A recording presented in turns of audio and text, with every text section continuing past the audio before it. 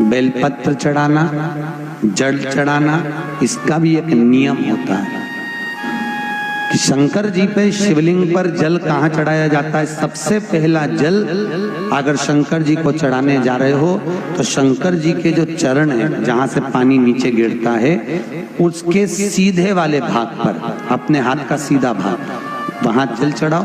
फिर जहां लेफ्ट भाग है वहां जल चढ़ाओ। जहां शंकर भगवान का शिवलिंग रखा हुआ है, तीसरे नंबर का जल वहां चढ़ाना चाहिए। चौथे नंबर का जल भगवान शंकर के शिवलिंग पर चढ़ाना चाहिए।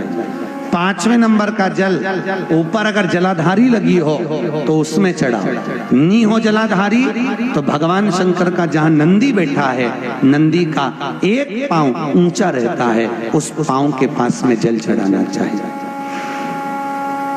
पांव जल जल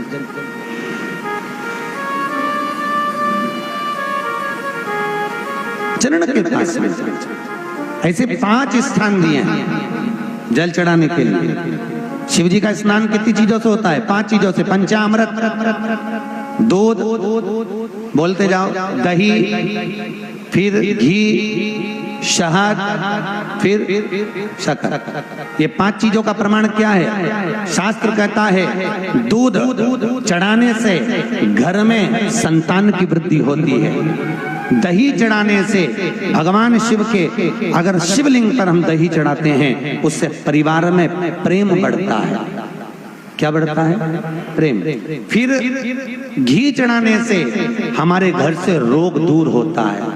शहद चढ़ाने से, भगवान शंकर पर जो शहद चढ़ाया जाता है, वो चढ़ाने से घर में संपदा की वृद्धि होती है। और 5वें नंबर पर भगवान को शक्कर, खांड जो आप जानते होंगे, शक्कर आदि पिसी हुई चढ़ा देने से, शिव जी को चढ़ाने से हमारे घर के बच्चे जिद्दी नहीं होते।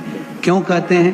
जो बच्चा जिद्दपन करता हो, जो बच्चा जिद्दी रहता हो, तो क्यों कहते हैं कि अवधूतेश्वर महादेव का नाम लो और उसके हाथ में शक्कर की कटोरी देकर शंकर जी पे चढ़वा दो, बच्चा कभी जिद्दपन नहीं करता। अवधूतेश्वर महादेव का नाम लेकर सोमवार की अष्टमी के दिन चढ़ाया जाता है।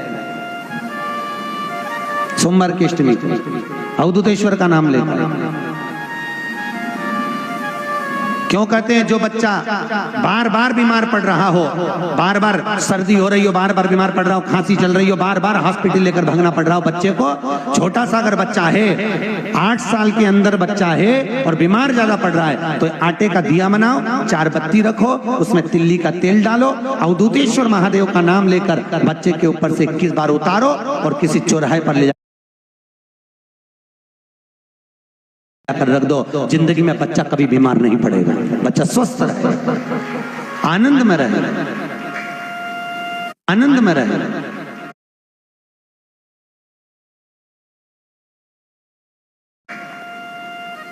स्वस्थ की मूल। और वैसे भी प्रथम सुख, अरे बोलो तो, निरोगी काया।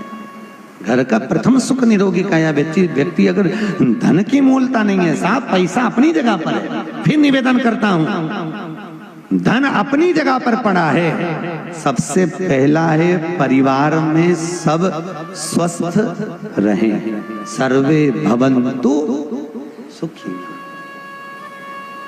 अगर घर में एक व्यक्ति भी बीमार पड़ा है ना, तो मन नहीं लगता परिवार का। लगता है कि मन, कोई घर में बीमार पड़ा है तो मन